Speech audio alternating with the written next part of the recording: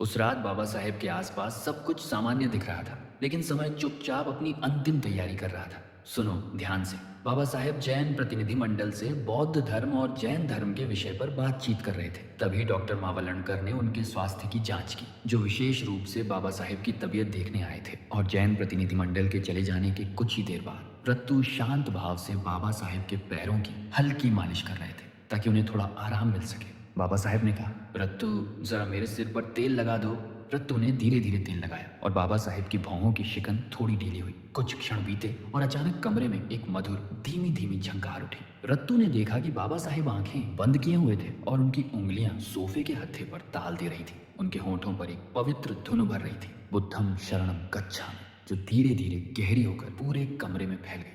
रत्तू की आंखें नम हो गईं। उन्हें लगा जैसे बाबा साहेब अपने भीतर का बोझ पहली बार पूरी तरह उतार रहे हैं। कुछ देर बाद बाबा साहेब ने कहा, रत्तू जरा इस गाने का रिकॉर्ड रेडियोग्राम पर बजा दो और मेरी कुछ किताबें निकालो। द बुद्धा एंड हिज धम्मा की भूमिका और प्रस्तावना भी साथ रख देना। आज रात थोड़ा काम करना है। रात और गहरी हो चुकी थी। इसी बीच रसोई से सुदामा ने पूछा, बाबा साहेब आप क्या खाएंगे?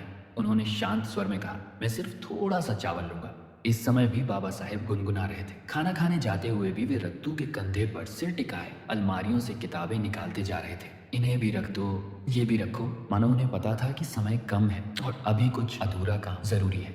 खाना खाने के बाद वे अपने कमरे में लौटे और कुछ देर तक कबीर की पंक्ति गुनगुनाते रहे। चल कबीर तेरा भाव सागर तैर। उनकी आवाज धीरे धीरे मंद पड़ती गई। फिर वे टेबल पर रखी किताबों को देखते हुए द बुद्धा एंड हिज धम्मा की भूमिका पर झुककर लिखने लगे। फिर रुके, फिर लिखने लगे और आखिर में थकान इतनी गहरी हो गई कि वे किताब पर हाथ रखे रखे ही सो गए। कमरा शांत था। रत्तू ने दरवाजा देखा। चारों ओर एक पवित्र स्थिरता थी, जैसे कोई महान आत्मा अपने अंतिम कार्य पूरे कर पहली बार गहरी नींद में सोई हो। उन्हें क्या पता था कि यह उनकी आखिरी नींद थी? क्या आप जानना चाहेंगे कि 6 दिसंबर की सुबह क्या हुआ? बाबा साहेब के अंतिम पलों की सच्ची और भावनात्मक कहानी जानने के लिए अभी फॉलो करें। जय भीम।